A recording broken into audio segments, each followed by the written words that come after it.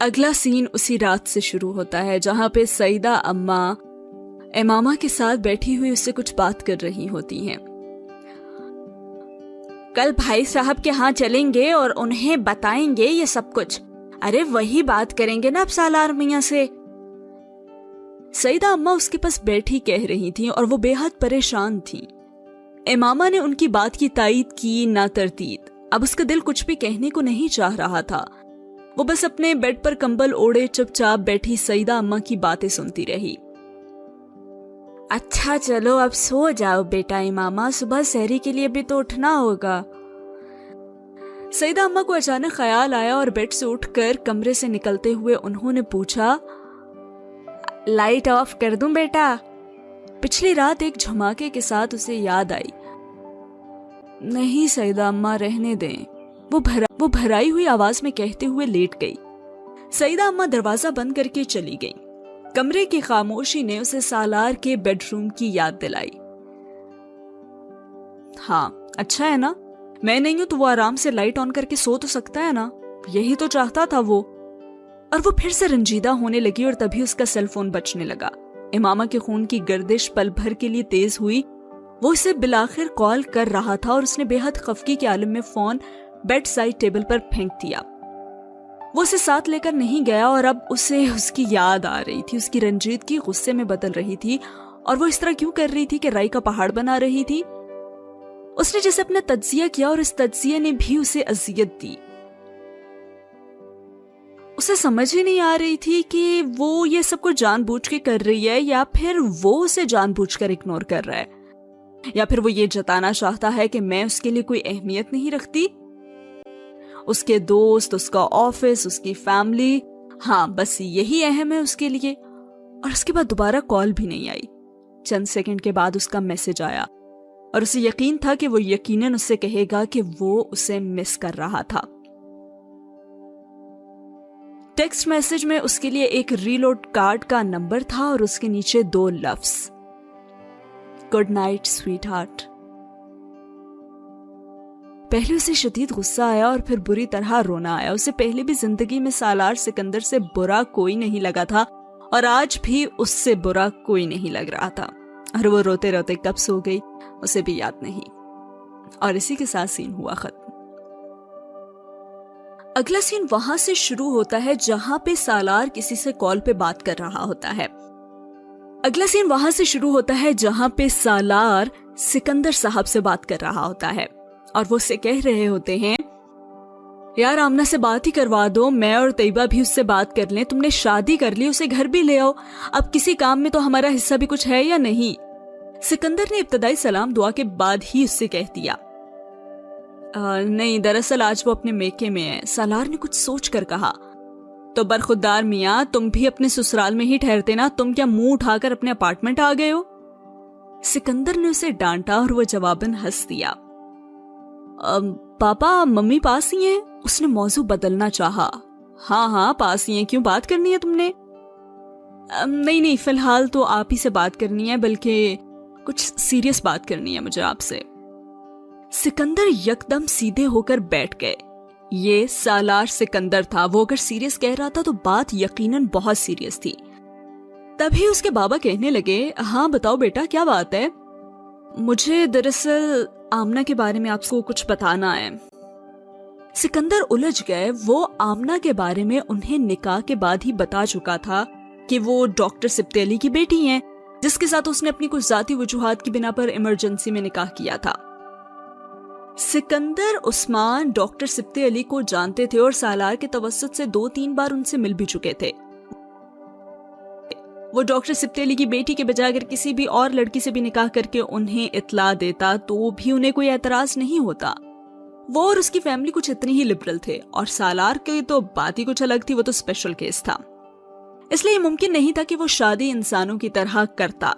اور یہ تبصرہ طیبہ کا تھا جو انہوں نے اس کے نکاح کی خبر ملنے پر قدرے خفگی لیکن اطمینان کے ساتھ کیا تھا، اور اب وہ کہہ رہا تھا کہ اسے ہی آمنہ کے بارے میں کچھ بات کرنی تھی۔ ہاں بتاؤ بیٹا کیا بتانا ہے آمنہ کے بارے میں؟ سالار کافی پریشان تھا، اسے سمجھ نہیں آ رہی تھی کہ وہ بات کیسے شروع کرے۔ اس نے اپنا گلا صاف کیا اور کہنے لگا، دراصل بابا آمنہ اصل میں امامہ ہی ہے. تمہید تو اس نے زندگی میں کبھی باندھی نہیں تھی، تو پھر اب کیسے باندھتا؟ دوسری طرف یکدم خاموشی چھا گئی اور سکندر کو لگا انہیں سننے میں کچھ غلط فہمی ہوئی ہے. کیا مطلب؟ انہوں نے جیسے تصدیق کرنی چاہی. تب ہی سالار نے تفصیل بتانی شروع کر دی. دراصل امامہ کو ڈاکٹر صاحب نے اپنے گھر میں ہی پناہ دی ہوئی تھی اور وہ اتنے سالوں سے انہی کے پاس تھی.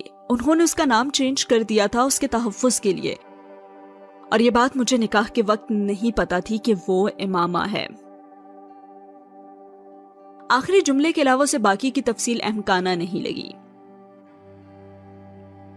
سکندر عثمان نے رکتی ہوئی سانس کے ساتھ برابر کے بیڈ پر بیٹھی بیوی کو دیکھا جو سٹار پلس پر کوئی ٹاک شو دیکھنے میں مصروف تھی، اور یہ تو اچھا ہی تھا کہ وہ ان کی باتیں نہیں سن رہی تھی بلکہ ڈرامہ دیکھ رہی تھی. وہ اسی طرح رکتی ہوئی سانس کے ساتھ ننگے پاؤں اپنے بستر سے اتر کر بیڈ روم کا دروازہ کھول کر بے حد عجلت کے عالم میں باہر نکل گئے. طیبہ نے کچھ حیرت سے انہیں اس طرح اچانک جاتے ہوئے دیکھا. ایک تو ان باپ بیٹے کا رومانس ہی ختم نہیں ہوتا، اب 2 گھنٹے لگا کر آئیں گے یہ. طیبہ نے قدرے خفگی سے سوچا اور دوبارہ ٹی وی کی طرف متوجہ ہو گئی. باہر لاؤنج میں سکندر عثمان کے 14 طبق روشن ہو رہے تھے.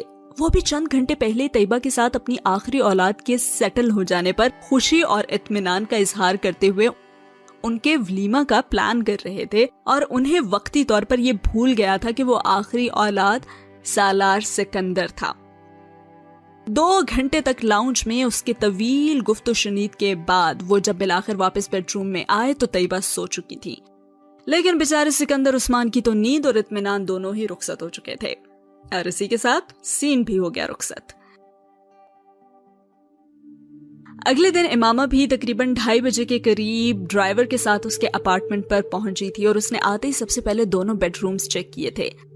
بیڈ رومز یا باتھ رومز میں کچھ بھی رکھنے کی ضرورت پیش نہیں آئی. سالار آفس جانے سے پہلے یقیناً ہر کام خود کر کے چلا گیا تھا. اس نے ایک بار پھر اپنے وجود کو بے مصرف محسوس کیا.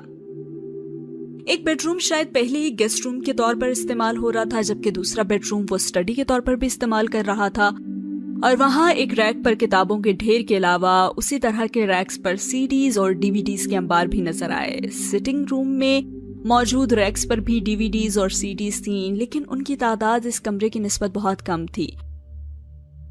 کمرے میں کچھ میوزیکل انسٹرومنٹس بھی پڑے ہوئے تھے اور ایک اسٹڈی ٹیبل جس پر ایک ڈیسک ٹاپ تھا.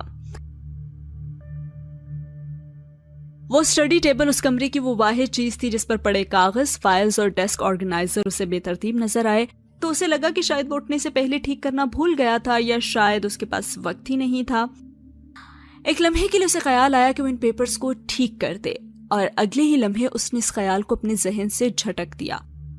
اسے خدشہ تھا کہ وہ یہ کام سالار جیسی پرفیکشن کے ساتھ نہیں کر سکتی تھی، اور کوئی پیپر ادھر ادھر ہو گیا تو. وہ دروازہ بند کر کے باہر نکل آئی. فریج اور فریزر میں واقعی کھانے کا بہت سارا سامان تھا، اور اس کو یقین تھا کہ اس میں سے 90% اشیاء فرقان اور نوشین کے مرہون منت تھیں. جو چیزیں سالار کی اپنی خریداری کا نتیجہ تھیں ان میں پھلوں کے علاوہ ڈرنکس اور 10 پیکڈ فوڈ آئٹمز کی ایک محدود تعداد تھی.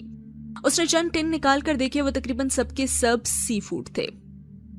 امامہ کو کھانے میں صرف ایک چیز ناپسند تھی، اور وہ تھے سی فوڈ. اس نے بڑی مایوسی کے عالم میں ان ٹنز کو واپس فریج میں رکھ دیا. یقیناً وہ ڈیکوریشن کے مقصد سے خرید کر نہیں رکھے گئے تھے. وہ خرید کر لاتا تھا تو یقیناً کھاتا بھی ہوگا. اس کا خراب موڈ کچھ اور ابتر ہوا. ابھی اور کیا کیا پتا چلنا تھا اس کے بارے میں. اس نے کچن کی کیبنٹس کھول کر دیکھے اور بند کر دیے. اسے اندازہ ہو گیا تھا کہ اس کچن میں فریج کے علاوہ صرف کافی کیبنٹس اور برتنوں کے ریکس کے علاوہ کچھ بھی نہیں تھا. وہ کچن صرف ناشتے اور سینڈوچ والے میلز کے علاوہ صرف چائے اور کافی کے لیے استعمال ہوتا تھا، اور وہاں اسے چند فرائنگ پینز کے علاوہ کسی قسم کے پکانے کے برتن نہیں نظر آئے. کچن میں موجود کراکری بھی ایک ڈنر سیٹ اور چند واٹر اور ٹی سیٹس پر مشتمل تھی، یا اس کے علاوہ کچھ مگز تھے یا پھر بریک فاسٹ سیٹ. یقیناً اس کے گھر آنے والے افراد کی تعداد بھی زیادہ نہیں تھی. تبھی وہ کچن سے نکل آئی. اپارٹمنٹ کا واحد غیر دریافت شدہ حصہ بالکنی تھا. وہ دروازہ کھول کر باہر نکل آئی، اور وہ پہلی جگہ تھی جہاں آتے ہی اس کا دل خوش ہوا تھا. 6 فٹ چوڑی اور 12 فٹ لمبی وہ ٹیرس نما بالکنی کو ٹیرس گارڈن کہنا زیادہ مناسب تھا۔ مختلف شکلوں اور سائزز کے گملوں میں مختلف قسم کے پودے اور بیلیں لگی ہوئی تھی اور شدید سرد موسم میں بھی ان کی حالت بتا رہی تھی کہ ان پر خاصی محنت اور وقت لگایا گیا تھا۔ وہاں آس پاس کی بالکنیوں سے بھی اس سبز رنگ کے پودے اور بیلیں جھانکتی نظر آ رہی تھیں، لیکن یقیناً سالار کی بالکنی کی حالت سب سے بہتر تھی۔ لاؤنج کی قد آدم کھڑکیاں بھی اسی بالکنی میں تھیں اور بالکنی میں ان کھڑکیوں کے پاس دیوار کے ساتھ زمین پر ایک میٹ موجود تھا۔ وہ شاید یہاں آ کر بیٹھتا ہوگا یا پھر دھوپ میں لیٹتا ہوگا، شاید ویکنڈ پر، ورنہ سردی کے موسم میں اس میٹ کی وہاں موجودگی کا مقصد اسے سمجھ میں نہیں آیا۔ بالکنی کے منڈیر کے قریب ایک سٹول پڑا ہوا تھا، وہ یقیناً وہاں آ کر بیٹھتا تھا۔ نیچے دیکھنے کے لیے منڈیر پر مگ کے چند نشان بھی تھے۔ چائے یا پھر کافی پیتا ہوگا یہاں بیٹھ کر، مگر کس وقت؟ یقیناً رات کو، اس نے سوچا اور آگے بڑھ کر نیچے جھانکا۔ وہ تیسری منزل تھی اور نیچے بلڈنگ کا لان اور پارکنگ تھے اور کچھ ہی فاصلے پر کمپاؤنڈ سے باہر سڑک بھی نظر آ رہی تھی۔ وہ ایک پوش ایریا تھا اور سڑک پر ٹریفک زیادہ نہیں تھی۔ وہ واپس اندر آ گئی۔ وہ کپڑے تبدیل کر کے ابھی اپنے بال بنا ہی رہی تھی جب اسے ڈور بیل کی آواز سنائی دی۔ فوری طور پر اسے نوشین ہی کا خیال آیا تھا، لیکن دروازے پر ایک ریسٹورانٹ کا ڈیلیوری بوائے چند پیکٹس لیے کھڑا تھا۔ میں نے تو آرڈر نہیں کیا۔ اسے لگا شاید وہ کسی غلط اپارٹمنٹ میں آ گیا ہے۔ اس نے جواباً سالار سکندر کا نام ایڈریس کے ساتھ دہرایا۔ چند لمحوں کے لیے وہ چپ سی ہو گئی۔ وہ کم از کم اتنا بے پرواہ نہیں تھا کہ اس کے بارے میں اس کے افطار کے لیے کچھ انتظام کرنا وہ بھول جاتا۔ وہ سوچ رہی تھی کہ وہ اپنے پیرنٹس کو لینے کے لیے آفس سے نکل چکا ہوگا اور ایئرپورٹ پہنچنے کی بھاگ دوڑ میں اسے شاید وہ یاد بھی نہیں ہوگی۔ کچن میں ان پیکٹس کو رکھتے ہوئے اس کا غصہ اور رنجیدگی کچھ تو کم ہو گئی تھی، اور شاید اسی کا اثر تھا کہ اس نے کال کر کے سالار کو مطلع کرنا اور اس کا شکریہ ادا کرنا ضروری سمجھا۔ وہ اس وقت ایئرپورٹ کی طرف جا رہا تھا۔ اس نے فوراً کال ریسیو کی تھی۔ امامہ نے اسے کھانے کے بارے میں بتایا۔ میں رات کا کھانا اکثر اس ریسٹورانٹ سے منگواتا ہوں، کھانا اچھا ہوتا ہے تو ان کا، اس نے جواباً بڑے معمول کے انداز میں کہا۔ میں نے سوچا میں جب تک ان لوگوں کو لے کر گھر آؤں گا تب تک تم بھوکی بیٹھی رہو گی۔ اس کا شکریہ ادا کرنا چاہتی تھی، مگر یکدم اسے احساس ہوا کہ یہ بہت مشکل کام ہے۔ سالار سے یہ 2 لفظ کہنا ایک عجیب سی جھجک تھی جو اسے محسوس ہو رہی تھی، اور اس نے نہیں کہا، اور ساتھ ہی یہ سین ہوا ختم۔ اس کے بعد تقریباً 9:15 بجے کے قریب وہ آیا اور ڈور بیل کی آواز پر وہ بے اختیار نروس ہو گئی تھی۔ نہ چاہتے ہوئے بھی وہ سالار کی فیملی کے رد عمل سے خائف تو تھی۔ ایک ہمسائے کے طور پر بھی دونوں فیملیز کے درمیان بے حد رسمی تعلقات تھے، اور بعد میں ہونے والے واقعات نے تو یہ فارمیلٹی بھی ختم کر دی تھی۔ اسے کئی سال پہلے والے سکندر عثمان سے فون پر ہونے والی گفتگو یاد تھی، اور شاید اس کے خدشات کی وجہ بھی وہی کال تھی۔ بیرونی دروازہ کھولتے ہوئے اسے احساس ہوا کہ اس کے ہاتھ بھی کانپ رہے تھے۔ سکندر عثمان سمیت 3 افراد اس سے بڑی گرم جوشی کے ساتھ ملے تھے۔ فون کے رویوں میں جس روکھے پن اور خفگی کو ڈھونڈ رہی تھی وہ فوری طور پر اسے نظر نہیں آئی۔ تب امامہ کی نروسنس میں کچھ کمی آئی۔ فرقان کے گھر ڈنر کے دوران بھی اس کی یہ نروسنس اور کم ہوئی۔ انیتا اور طیبہ دونوں بڑے دوستانہ انداز میں نوشین اور اس سے باتیں کر رہی تھی۔ نوشین اور فرقان سالار کے والدین سے پہلے بھی مل چکے تھے، لیکن نوشین انیتا سے پہلی بار مل رہی تھی اور دونوں کا موضوع گفتگو ان کے بچے تھے۔ وہ بے حد پرسکون انداز میں خاموش سامع کی طرح ان لوگوں کی باتیں سن رہی تھی۔ وہ نہیں چاہتی تھی کہ فرقان کے گھر میں اس کی شادی یا اس کی ذات موضوع گفتگو بنے۔ اپنے اپارٹمنٹ میں واپسی کے بعد پہلی بار سکندر اور طیبہ نے سٹنگ روم میں بیٹھے اس سے بات کی۔ اور تب امامہ نے ان کے لہجے میں چھپی اس تشویش کو محسوس کیا جو امامہ کی فیملی کے متوقع رد عمل سے انہیں تھی۔ اس کا اعتماد ایک بار پھر غائب ہو گیا۔ اگرچہ انہوں نے کھلے عام امامہ کے سامنے ہاشم مبین یا ان کے خاندان کے حوالے سے تو کوئی بات نہیں کی، لیکن وہ لوگ اب ولیمے کا فنکشن اسلام آباد کے بجائے لاہور میں منعقد کرانا چاہتے تھے۔ وہ سالار کی رائے سننا چاہتی تھی، لیکن وہ گفتگو کے دوران خاموش رہا۔ جب گفتگو کے دوران خاموشی کے وقفوں کی تعداد بڑھنے لگی تو یکدم امامہ کو احساس ہوا کہ گفتگو میں آنے والی اس بے ربطگی کی وجہ وہی تھی۔ وہ چاروں اس کی وجہ سے کھل کر بات نہیں کر پا رہے تھے۔ تبھی اس نے وہاں سے اٹھ کے جانا مناسب سمجھا، اور سکندر عثمان نے تو فوراً موقع کا فائدہ اٹھاتے ہوئے سے کہا، ہاں بیٹا تم سو جاؤ، تمہیں سحری کے لیے اٹھنا بھی ہوگا، ہم لوگ تو ابھی کچھ دیر بیٹھیں گے۔ اس کی نیند آنے کے بہانے پر سکندر عثمان نے فوراً کہا۔ وہ اٹھ کر کمرے میں آ گئی۔ نیند آنا بہت مشکل تھی۔ 2 دن پہلے جن خدشات کے بارے میں اس نے سوچا بھی نہیں تھا، اب وہ ان کے بارے میں سوچنے لگی تھی۔ وہ سب کچھ سوچنے لگی تھی جو کہ ایگزسٹ بھی نہیں کرتا تھا، اور اب تو اس نے پتہ نہیں کیا کچھ سوچ لیا تھا۔ اسے اندازہ تھا کہ سکندر عثمان ان دونوں کی شادی کو خفیہ ہی رکھنا چاہتے ہیں تاکہ اس کی فیملی کو اس کے بارے میں پتہ نہ چلے۔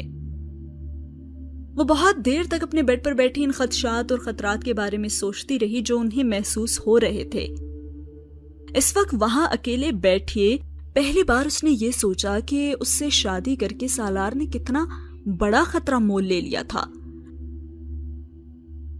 جو بھی اس سے شادی کرتا وہ کسی نہ کسی حد تک خود کو غیر محفوظ ضرور کر لیتا، لیکن سالار سکندر کی صورت میں صورتحال اس لیے زیادہ خراب ہوتی کیونکہ اس کے ساتھ اس کے رشتے کا انکشاف ہونے کے چانسز زیادہ تھے۔ وہ زیادہ سے زیادہ کیا کر سکتے تھے؟ اس نے سوچا، مجھے یا سالار کو جان سے تو کبھی نہیں ماریں گے۔ اسے اب بھی اندھا اعتماد تھا کہ کہیں نہ کہیں اس کی فیملی اتنا لحاظ ضرور کرے گی۔ زیادہ سے زیادہ یہی ہوگا کہ وہ مجھے زبردستی اپنے ساتھ لے جانے کی کوشش کریں گے اور پھر سالار سے طلاق دلوا کر کہیں اور شادی کرنا چاہیں گے۔ اس کے اضطراب میں یکدم مزید اضافہ ہوا۔ سب کچھ شاید اتنا سیدھا نہیں تھا جتنا وہ سمجھ رہی تھی یا پھر سمجھنے کی کوشش کر رہی تھی۔ اس وقت پہلی بار سالار سے شادی کرنا اسے ایک غلطی لگی۔ وہ ایک بار پھر اسی کھائی کے کنارے آ کر کھڑی ہو گئی تھی جس سے وہ اتنے سالوں سے بچتی پھر رہی تھی، اور سین ہوا ختم۔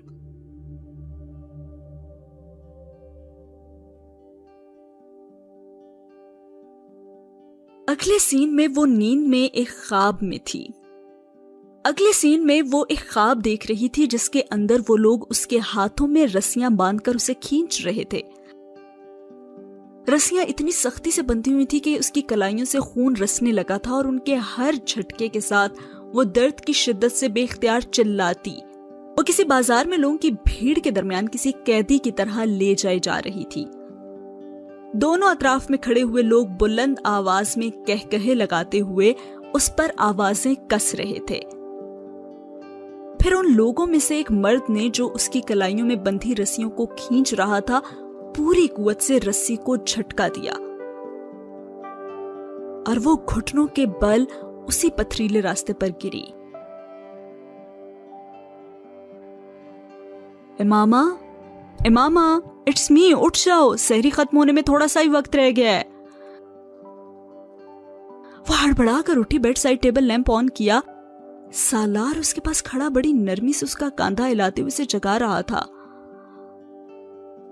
اوہ سوری، میں نے شاید تمہیں ڈرا دیا، سالار نے معذرت کیا۔ وہ کچھ دیر تک خالی ذہن کے ساتھ اس کا چہرہ دیکھتی رہی، اور وہ گزرے ہوئے سالوں میں ایسے خواب دیکھنے کی ویسے تو عادی ہو ہی گئی تھی، اور یہ خوابوں کا سلسلہ اب بھی نہیں ٹوٹا تھا۔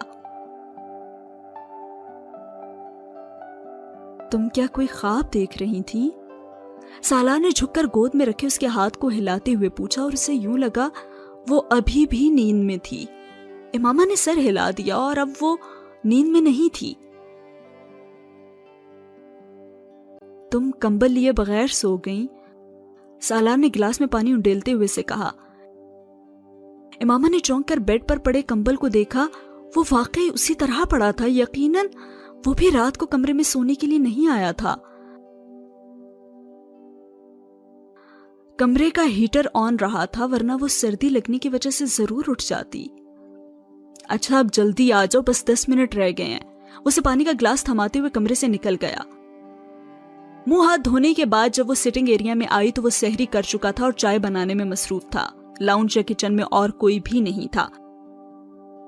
ڈائننگ ٹیبل پر اس کے لیے پہلے ہی سے برتن لگے ہوئے تھے۔ میں چائے بناتی ہوں نا، وہ سحری کرنے کے بجائے مگ نکالنے لگی۔ تم آرام سے سحری کرو، ابھی آسان ہو جائے گی۔ میں اپنے لیے چائے خود بنا سکتا ہوں، بلکہ تمہارے لیے بھی بنا سکتا ہوں۔ سالار نے مگ اس کے ہاتھ سے لیتے ہوئے اسے واپس بھیجا اور وہ کرسی پر بیٹھ گئی۔ یہ سب لوگ سو رہے ہیں کیا؟ ہاں، ابھی تھوڑی دیر پہلے ہی سوئے ہیں۔ ساری رات تو باتیں کرتے رہے ہم لوگ، اور شاید ہماری آوازوں کی وجہ سے تم بھی ڈسٹرب ہوتی رہی ہوگی۔ نہیں، میں تو سو گئی تھی۔ اس کا لہجہ بہت بجھا ہوا تھا اور سالار نے محسوس کیا وہ اسے بہت اپسیٹ لگی۔ امامہ، کیا تم نے کوئی بہت زیادہ برا خواب دیکھا ہے؟ وہ چائے کے مگ ٹیبل پر رکھتے ہوئے کرسی کھینچ کر اس کے پاس آ بیٹھا۔ خواب؟ وہ چونکی۔ نہیں، ایسی کوئی بات نہیں ہے۔ اور وہ پھر کھانا کھانے لگی۔ صبح ناشتہ کتنے بجے کریں گے یہ لوگ؟ اس نے بات بدلتے ہوئے پوچھا اور وہ بے اختیار ہنسا۔ یہ لوگ؟ کون سے لوگ؟ یہ تمہاری دوسری فیملی ہے اب۔ ممی پاپا کہا کرو انہیں، اور انیتا کو انیتا۔ اس کی بات پر بے حد شرمندہ ہوئی۔ وہ واقعی کل رات سے ان کے لیے وہی 2 لفظ استعمال کر رہی تھی۔ ناشتہ تو نہیں کریں گے یہ لوگ، بلکہ ابھی گھنٹے 1.5 گھنٹے تک اٹھ جائیں گے اور 10 بجے ان کی فلائٹ ہے۔ سالار نے اس کی شرمندگی کو بھانپتے ہوئے بات بدل دی۔ صبح 9 بجے کی؟ اتنی جلدی کیوں جا رہے ہیں؟ وہ حیران ہوئی۔ صرف تم سے ملنے کے لیے آئے تھے یہ لوگ۔ پاپا کی کوئی میٹنگ ہے آج 2 بجے، اور انیتا تو اپنے بچوں کو ملازمہ کے پاس چھوڑ کر آئی ہے۔ چھوٹی بیٹی تو صرف 6 ماہ کی ہے نا اس کی، وہ بتا رہا تھا۔ چائے پیئیں گے ناشتے کے بجائے، تو وہ بس تم بنا دینا۔ میں بھی نماز پڑھ کر آ جاؤں، پھر ان کے ساتھ ہی آفس کے لیے تیار ہوں گا اور انہیں ایئرپورٹ چھوڑ کر پھر آفس چلا جاؤں گا۔ سالار نے جمائی روکتے ہوئے چائے کا خالی مگ اٹھایا اور کھڑا ہو گیا، اور امامہ نے کچھ حیرانی سے اسے دیکھا۔ تم سو گے نہیں؟ نہیں، شام کو آفس سے آنے کے بعد سوؤں گا۔ تو تم چھٹی لے لیتے نا، امامہ نے روانی سے کہا۔ سنگھ کی طرف جاتے ہوئے سالار نے پلٹ کر امامہ کو دیکھا اور پھر بے اختیار ہنسا۔ سونے کے لیے آفس سے چھٹی لے لیتا، میرے پروفیشن میں ایسا نہیں ہوتا ہے امامہ۔ تو تم سوئے کیوں نہیں رات کو؟ اس لیے کہہ رہی ہوں نا، وہ اس کی بات پر جھمپی تھی۔ ارے میں تو 48 گھنٹے بغیر سوئے UN کے لیے کام کرتا رہا ہوں، اور یہاں تو بڑے سکون میں بیٹھا ہوا تھا رات کو، کیوں تھکتا میں؟ آسان ہونے لگی تبھی۔ اب پلیز مگ مت دھونا، مجھے بھی اپنے برتن دھونے ہیں تو میں ساتھ ہی دھو دوں گی۔ امامہ نے چائے کا مگ خالی کرتے ہوئے اسے روکا۔ وہ ٹی بیگ نکال کر ویسٹ باسکٹ میں پھینکنے لگی تھی۔ ٹھیک ہے، دھوئیے۔ سالار نے بڑی خوش دلی کے ساتھ مگ سنک میں رکھا اور پلٹا۔ وہ کوڑے دان کا ڈھکن ہٹائے بڑی حیرانی سے ٹی بیگ ہاتھ میں پکڑی کسی بت کی طرح کھڑی تھی۔ سالار نے ایک نظر اسے دیکھا اور پھر کوڑے دان کے اندر پڑی اس چیز کو جس نے امامہ کو یوں شاک کر دیا تھا۔ تبھی وہ صفائی دینے لگا اور کہنے لگا، نان الکوہلک ڈرنک ہے۔ وہ مدھم آواز میں کہتے ہوئے کچن سے باہر نکل گیا، اور وہ بے اختیار شرمندہ ہوئی، اور اسے یقین تھا کہ وہ اس کوڑے دان کے اندر پڑے جنجر بیئر کی اس خالی کین کو وہاں سے نہیں دیکھ سکتا تھا جہاں وہ کھڑا تھا۔ اس کے باوجود اس کو پتا تھا کہ وہ کیا چیز دیکھ کر سکتے میں آ گئی تھی۔ اس میں جنجر بعد میں پڑا تھا اور بیئر پہلے، اور یہ سالار سکندر کا گھر نہ ہوتا تو اس کا ذہن پہلے نان الکوہلک ڈرنکس کی طرف ہی جاتا، مگر یہاں اس کا ذہن بے اختیار دوسری طرف گیا تھا۔ جھک کر اس نے ٹی بیگ پھینکتے ہوئے اس نے نان الکوہلک کے لفظ بھی کین پر دیکھ لیے تھے۔ کچھ دیر وہیں کھڑی وہ اپنی ندامت ختم کرنے کی کوشش کرتی رہی، پتہ نہیں وہ کیا کچھ سوچ چکی تھی اس بیچارے کے بارے میں، اور سالار کو بھی واقعی کرنٹ لگا تھا۔ وہ دونوں اپنے درمیان اعتماد کا جو پل بنانے کی کوشش کر رہے تھے وہ کبھی ایک طرف سے ٹوٹ رہا تھا تو کبھی دوسری طرف سے۔ حالات تھے کہ ٹھیک ہونے کا نام ہی نہیں لے رہے تھے۔ بظاہر تو سب کچھ ٹھیک تھا مگر دلوں میں ابھی بھی بہت سی کنفیوژنز تھیں۔ اس نے آخری بار شراب تقریباً 8 سال پہلے پی تھی، لیکن وہ انرجی اور نان الکوہلک ڈرنکس تقریباً ہر رات کام کے دوران پیتا تھا۔ امامہ کو ویسٹ باسکٹ کے پاس شاکڈ دیکھ کر اسے یہ جاننے میں سیکنڈز بھی نہیں لگے تھے کہ ویسٹ باسکٹ میں پڑی کون سی چیز اس کے لیے شاکنگ ہو سکتی ہے۔ وہ کارپوریٹ سیکٹر سے تعلق رکھتا تھا اور جن پارٹیز میں وہ جاتا تھا وہاں ڈرنکس ٹیبل پر شراب بھی موجود ہوتی تھی، اور ہر بار اس مشروب سے انکار پر کسی نے پچھلے 8 سال کے دوران شاید ایک بار بھی یہ نہیں سوچا ہوگا کہ وہ جھوٹ بول رہا ہے، کیونکہ ان میں سے کوئی بھی 9 سال پہلے والے سالار سکندر سے واقف نہیں تھا۔ تبھی سالار دل میں سوچنے لگا کہ ہاں بھائی یہ سب تو ہوگا، ایسی حرکتیں میں نہ کرتا تبھی کچھ قابل اعتبار ہوتا۔ اب جب کہ ماضی کچھ اتنا صاف نہیں ہے میرا تو اس پر اعتبار کیسے قائم میں کروں؟ کچھ تو وقت لگے گا نا۔ بیرون دروازے کی طرف جاتے ہوئے اس نے بڑی آسانی کے ساتھ سارا الزام اپنے ہی سر لے کر امامہ کو بری الزما قرار دے دیا۔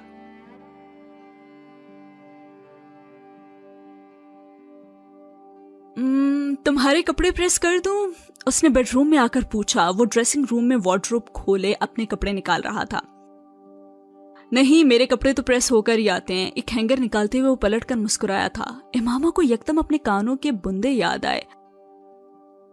تم نے میرے ایئرنگز کہیں دیکھے ہیں؟ میں نے واش روم میں رکھے تھے اور اب مجھے وہاں مل نہیں رہے۔ ہاں میں نے اٹھائے تھے وہاں سے، وہاں ڈریسنگ ٹیبل پر ہیں۔ سالار 2 قدم آگے بڑھا اور ایئرنگز اٹھا کر امامہ کی طرف بڑھا دیے۔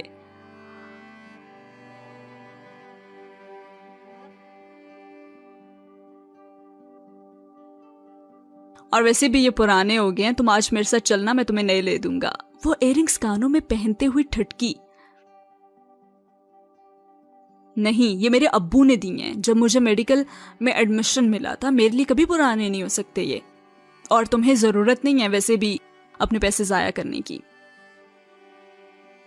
اس کا رد عمل دیکھنے کے لیے امامہ نے پلٹ کر دیکھنے کی زحمت تک نہیں کی، اور وہ بیڈ روم کا دروازہ کھول کر باہر چلی گئی تھی۔ وہ اگلے کچھ سیکنڈز تک وہیں پہ کھڑا رہا۔ وہ محبت سے کی ہوئی آفر تھی جسے وہ اس کے منہ پر مار کر گئی تھی۔ کم از کم سالار نے تو یہی محسوس کیا تھا۔ اسے یہ احساس نہیں ہوا تھا کہ محبت سے کی جانے والی اس آفر کو اس نے ضرورت پوری کرنے والی چیز بنا دیا تھا۔ وہ مرد تھا، ضرورت اور محبت میں فرق نہیں کر پاتا تھا، اور وہ عورت تھی، ضرورت اور محبت میں فرق رکھتے رکھتے مر جاتی۔ اسی کے ساتھ یہ سین ختم ہوا اور اسی کے ساتھ یہ ایپیسوڈ بھی۔ آپ کو کیسی لگی ہمیں کامنٹ باکس میں ضرور بتائیے گا، اور چینل کو سبسکرائب کرنا نہ بھولیے گا۔ کم از کم 100 ویوز آنے چاہیے اس ویڈیو پہ، تب اگلی ویڈیو آئے گی۔ اگلی ویڈیو تک رکھیے اپنا بہت سارا خیال، تب تک کے لیے اللہ حافظ۔